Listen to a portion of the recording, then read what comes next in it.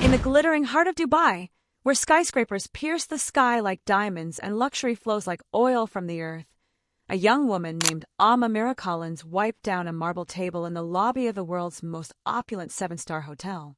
Her hands, calloused and steady, moved in rhythmic circles, polishing away invisible smudges under the glow of a crystal chandelier that dangled like a constellation of stars. But in that moment, as laughter echoed around her, she wasn't just cleaning, she was surviving. Humiliated, mocked, pushed to the shadows, Mira stood on the brink of a revelation that would shatter every assumption about her. What if the person everyone dismissed as worthless held the key to $1 billion empire's secrets? What if her silence wasn't weakness, but a weapon forged in fire? Stick around, because this isn't just a story. It's a reminder that your greatest power often hides in plain sight. Welcome to the Jones Life Stories, where we dive deep into tales of resilience, betrayal, and unbreakable spirit. If you're ready to be inspired, hit that like button right now, share this with someone who needs a boost, and subscribe for more stories that prove you can rise from the ashes. Let's jump in. The lobby of the Burj Al Arab, or as insiders call it, the Sale of Dubai, was a masterpiece of excess. Gold leaf adorned every surface, from the soaring pillars to the intricate mosaics underfoot. Fountains danced with synchronized precision, their waters infused with subtle scents of jasmine and sandalwood. Guests in tailored suits and flowing abayas glided through, their conversations a murmur of power deals and whispered alliances. The air hummed with the subtle clink of champagne flutes and the soft beep of luxury watches syncing to global time zones. It was a place where fortunes were made over espresso and reputations crumbled with a single glance. Mira Collins, 29 years old, blended into this world like a shadow. Her uniform, a crisp white blouse tucked into a black skirt, hung slightly loose on her slender frame, the hem frayed from countless washes. Her dark brown hair was pulled into a tight bun, not a strand out of place, and her face bore no makeup, just the faint lines of exhaustion around her hazel eyes. She carried a bucket of cleaning supplies, the handle worn smooth from her grip, and a rag that smelled faintly of lemon polish. Her shoes, plain black flats, were scuffed at the toes but meticulously clean, much like Mira herself. She moved with quiet efficiency, bending low to wipe the legs of a glass-topped table, her back aching from hours of labor. But pain was an old friend. It kept her grounded, reminded her why she chose this life. The receptionist, a woman named Layla with sharp red nails that clicked like talons on the granite counter, watched Mira with a smirk. Layla's uniform was impeccable, accented by a silk scarf from Hermes and earrings that caught the light like fireflies. She leaned over the desk, her voice dripping with condescension. "Careful there, Maid. If you wipe a guest's feet by mistake, you'll be out on the street before you can say sorry." Her laughter was sharp, echoing off the walls, drawing glances from a few nearby guests who chuckled along, their eyes sliding over Mira as if she were part of the decor. Mira didn't flinch. She nodded politely, her voice a soft murmur. "Yes, ma'am." She kept wiping, her movements deliberate, ignoring the heat rising in her cheeks. This wasn't new. The jabs, the dismissals. People saw the uniform and assumed she was uneducated, unambitious, unworthy. But Mira knew better. Deep inside, she carried worlds of knowledge, languages that could bridge empires, secrets that could topple them. Yet she chose silence, because in a world that judged by appearances, invisibility was her shield. The manager, Mr. Khalid, a wiry man in his 50s with a perpetual scowl etched into his olive skin, spotted her from across the lobby. His suit was pressed to perfection, his tie a knot of authority. He waved her off like swatting a fly. "Mira, disappear before the royal entourage arrives. We can't have you ruining the view." His words sliced through the air, and Mira stepped back, her eyes lowered, folding her rag neatly. The receptionist laughed again, louder this time. "Letting a maid stand near the Sheikh? It ruins the prestige." A cluster of guests nearby, business tycoons in Rolexes and designer sunglasses, joined in, their chuckles a chorus of superiority. Mira bowed her head slightly, whispering an apology that dissolved into the hum of the lobby. She slipped toward a corner, but her sharp eyes that had scanned classified documents and decoded ancient texts, lingered on the entrance. The hotel was abuzz with anticipation. Sheikh Faisal bin Nasser, the oil tycoon whose family controlled vast reserves in the Arabian Peninsula, was arriving with his entourage. Staff had prepped for weeks. Every surface gleamed. Every smile was rehearsed. Amamira didn't partake in the excitement. She just did her job, moving from table to table, ensuring the lobby sparkled like a jewel. Nearby, a group of young influencers lounged on velvet sofas, their outfits a riot of branded logos, Gucci belts, Louis Vuitton bags, gold chains that dangled like trophies. They snapped selfies under the chandelier, filters enhancing their already flawless appearances.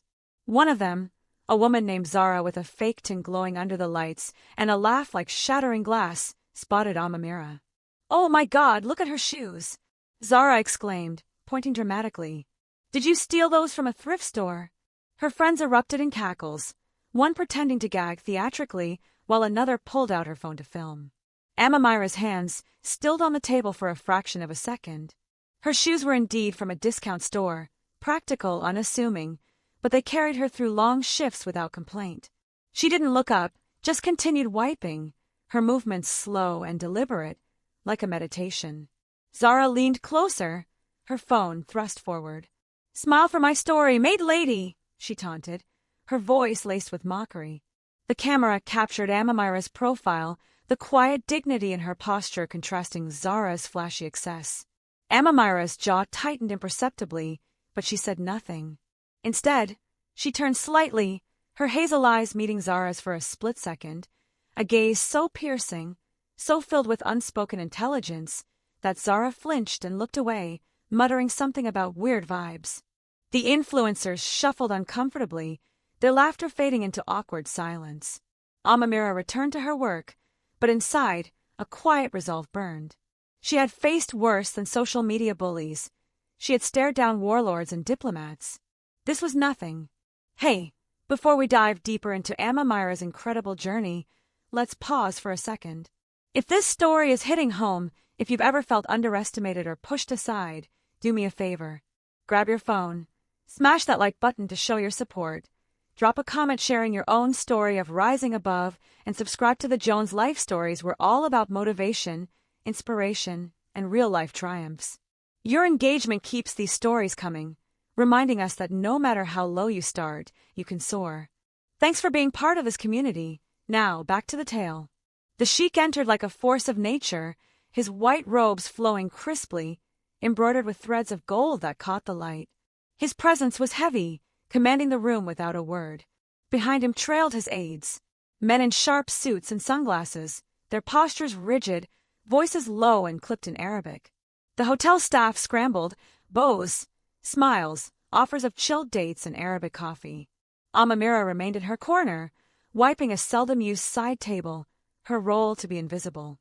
But sound carried in the vast lobby, and she couldn't help overhearing the Sheikh's voice as he settled into a plush velvet chair. He glanced around, ensuring privacy, then began speaking in ancient Arabic, a dialect so archaic that most modern speakers would struggle to comprehend it, let alone converse fluently. It was Hadrami, laced with elements of pre-Islamic poetry, a language preserved in dusty scrolls and scholarly debates. "No one here understands us," he murmured to his aides. "Speak freely." They delved into a sensitive deal, acquiring oil fields near a disputed border, a move fraught with geopolitical risks. One aide, a nervous man with a twitching mustache named Ahmed, whispered, "If anyone's recording, we're doomed. This could spark international outrage." Amamira's hand paused mid-wipe. She shook her head slightly, as if disagreeing with an unseen phantom.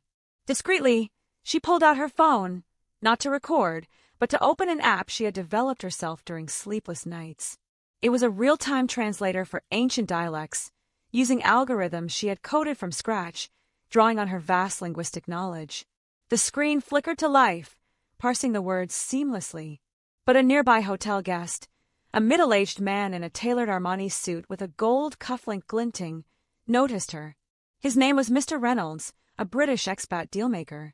He sneered, his voice booming. "What's this? Playing games on the job?"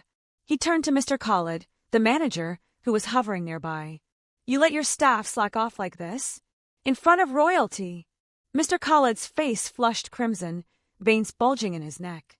He stormed over, hissing at Amamira. "Put that away! You're embarrassing us all." Amamira slipped the phone back into her pocket, her expression serene.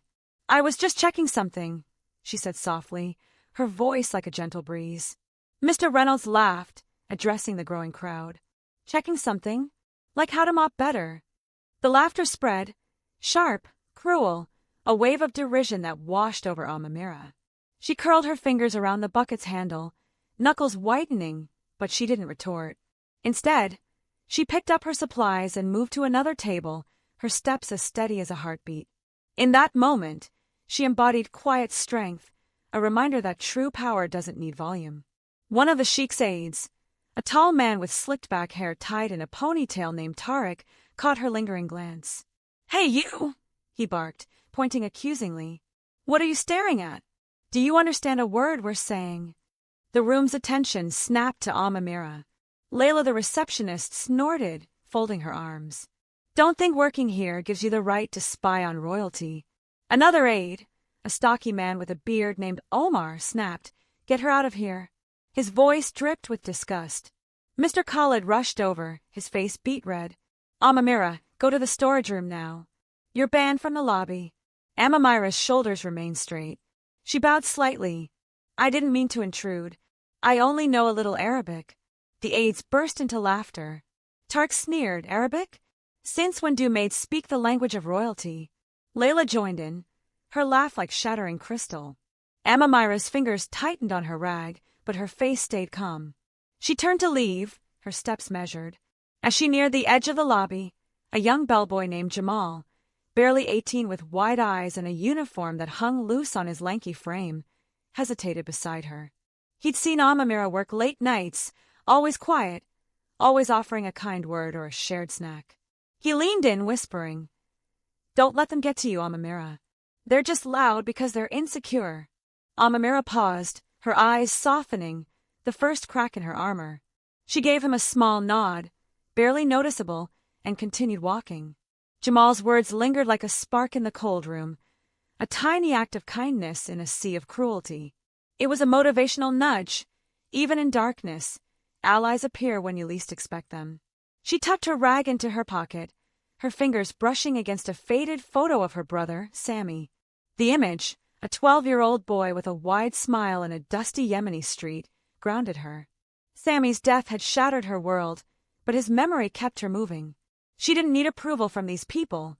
She never had. The Sheikh, watching from his chair, narrowed his eyes. He leaned forward and spoke again in ancient Arabic, his voice low and testing. "If you understand, repeat that sentence in Hadrami prose." The room froze. Hadrami prose? It was an obscure variant, a poetic form from the Hadramaut region, known only to scholars and natives. The aides exchanged baffled glances. Mr. Khalid paled. Even the hotel's on-call translator, a scholarly man fumbling with his tablet, shook his head in confusion. Amamira stopped in her tracks. She turned slowly, placing her hands in front of her stomach in a gesture of ancient court etiquette, palms up, fingers interlaced. Then she spoke. Her voice was steady, the Hadrami dialect flowing like honey from her lips, every syllable perfect in pronunciation and cadence. She echoed the Sheikh's words verbatim, infusing them with the rhythmic prose of old poets. A silver goblet slipped from Ahmed's hand, clattering to the marble floor with a resounding crash. The Sheikh stood, his robes rustling like wind through palms. "What is your name?" he demanded, his voice slicing the silence. Mr. Khalid lunged forward, horrified. "Silence!" he hissed at Amamira, nearly covering her mouth. "You'll be fired for this insolence." Layla whispered to a coworker, "She's digging her own grave." Other staff murmured, "Who does she think she is?" A woman from the Sheikh's entourage, dripping in gold jewelry and veiled in silk, screeched, "Don't let this commoner stay another second." Amamira bowed her head, her voice soft but clear. "I only answer because you asked, Your Highness." The Sheikh raised a hand, commanding quiet. His eyes bored into Amamira, searching her face like a map to hidden treasure. In the ensuing chaos, Zara the influencer stepped forward again, her face caked in makeup, pointing at Amamira's blouse. "Look at that uniform. It's practically falling apart. You think you can stand here and play scholar? She turned to the crowd, smirking. She probably stole it from the laundry. The room snickered. Amamira's hand brushed the frayed hem, fingers lingering. She didn't flinch. It's clean, she said quietly, her eyes locking with Zara's. The influencer's smirk faltered, cracked by Amamira's unyielding gaze. An older man in the entourage, a general with gray-streaked beard named General Al-Mansour, squinted at her. His hands shook as he pointed. You were in Ankara in 2016. I remember that voice. You were Cedar Tree.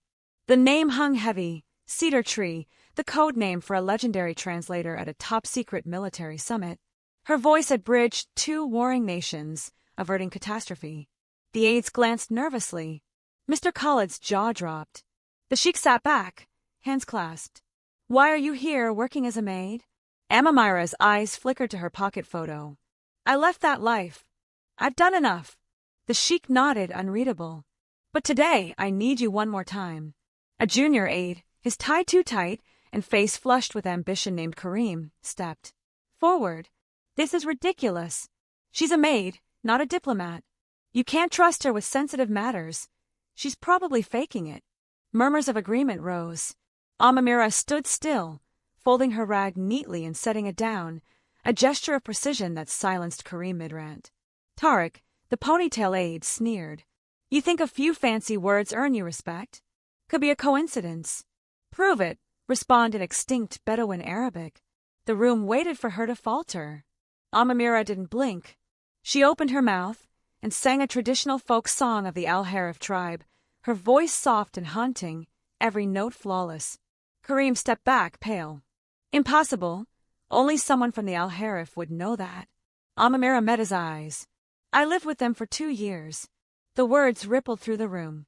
As the song faded, a hotel chef, burly with flour-dusted hands named Hassan, dropped a tray of glasses from the kitchen door. The crash echoed. He'd heard that song in a distant village. My grandmother sang that, he said, voice shaking. How do you know it? Amamira turned, softening. I listened. Hassan nodded, eyes wet, stepping back. The Sheikh stood with purpose. Amamira Collins, come with me to Geneva. Gasps filled the room. Aides bowed. At your service, Miss Collins. Layla's face turned gray. Amamira untied her apron, folding it. I don't need fame. I only want my voice used wisely. She stepped toward the door, news crews flashing outside. Just before exiting, an elderly guest with a cane and velvet shawl approached. You remind me of my daughter. She never broke either. Amamira paused. Thank you, she said softly, then pushed through. But Amamira's story didn't start in that lobby. Flashback to Yemen, 1996. Born into wealth, her father a diplomat, mother a scholar, Amamira grew up in a villa overlooking Sanaa's ancient minarets. The air smelled of spices and incense, and her days were filled with lessons: Arabic, English, French, Persian, and obscure dialects like Hadrami and Bedouin. By age 10, she could negotiate bedtime stories in multiple tongues. Her father would say, words are bridges, Amamira. Build them strong. Sammy, her younger brother, was her shadow, playful, curious, always dragging her into adventures through bustling markets. Tell me a story in secret language, he'd beg. She'd invent tales in ancient Arabic, his laughter echoing like music. At 15, she spoke 8 languages fluently, tracing maps at her father's desk, eavesdropping on negotiations. But tragedy struck at 20. While working for the UK Ministry of Defence, translating coded messages that thwarted attacks, news came: an airstrike in Yemen. Sammy, on a street he shouldn't have been, gone in an instant. Amamira shattered. She quit, vanished, seeking anonymity. She wandered, living with the Al-Harif tribe for 2 years in the desert. Under starlit skies, an old woman taught her folk songs by campfire, saying, You carry our stories now. Amamira absorbed it all, her notebook filled with notes, her heart mending slowly. The hotel job in Dubai, chosen deliberately. Amid power brokers, she could listen unseen. Her family's wealth sat untouched. She needed the rhythm of work to stay sharp. Secrets flowed past her like wind. She let them go. But that day, the Sheikh's test stirred Sammy's voice in her head. Don't hide, Mira. In the storage room, amid bleach scents, she pulled out Sammy's photo, tracing his smile. A coworker, an older woman named Fatima, who cleaned sweets, peeked in. You okay, Habibi? Mira nodded. Just thinking. Fatima smiled. You're stronger than they know. It was true, motivation in action. Strength blooms in solitude. Back in the lobby, the air shifted. Aide's averted eyes. Mr. Khalid muttered apologies. Layla vanished. Mira translated for the Sheikh, her voice precise, switching languages effortlessly. General Al-Mansour whispered. She saved us in Ankara. A journalist, badge crooked, approached. How did you learn this? Mira, by listening. He pressed for more. She turned away. She owed no one her story. News exploded. Maid speaks royalty's tongue. Layla was fired. Her comments leaked. Tarek lost his job amid a failed deal. Kareem's sponsors dropped him. Mira didn't orchestrate it. Truth did. The Sheikh's offer, Geneva Summit. Mira hesitated, staring at Sammy's photo in her apartment. But she went, packing simply. At the airport, a young girl stared. Is that the lady from the news? Mira knelt, giving her a Yemeni coin. Keep listening. In Geneva, chaos reigned. Shouting diplomats, scrambling translators. Mira, in her plain skirt, drew stairs. She translated dialects flawlessly. In a border dispute, she quoted a shared poet, silencing the room, advancing the deal. An older diplomat approached. I never thanked you for Ankara. Mira nodded. A young translator whispered. Your work's in my textbook. Mira, keep studying. News hounded her, she evaded. To one reporter, I'm not hiding. I'm done talking. Back in Dubai, the hotel whispered her legend. Mr. Khalid emailed an apology, ignored. Months later, in London Summit, her husband appeared, tall, quiet, from a powerful family. No one knew she was married. An aide who mocked her froze. Mira translated unmoved. Outside, a street musician played a Yemeni lullaby. She dropped a coin, trembling slightly. Consequences lingered. Layla's career tanked. Tarek's firm failed. Kareem vanished from circles. Mira didn't gloat. In the end, at a London window with her husband, Mira reflected. Judged by clothes, job, silence, but unbroken. Her story, proof you don't shout to be heard. You know that sting of being underestimated. It's universal. But like Mira, your quiet strength can change everything. Stay motivated. Your time comes.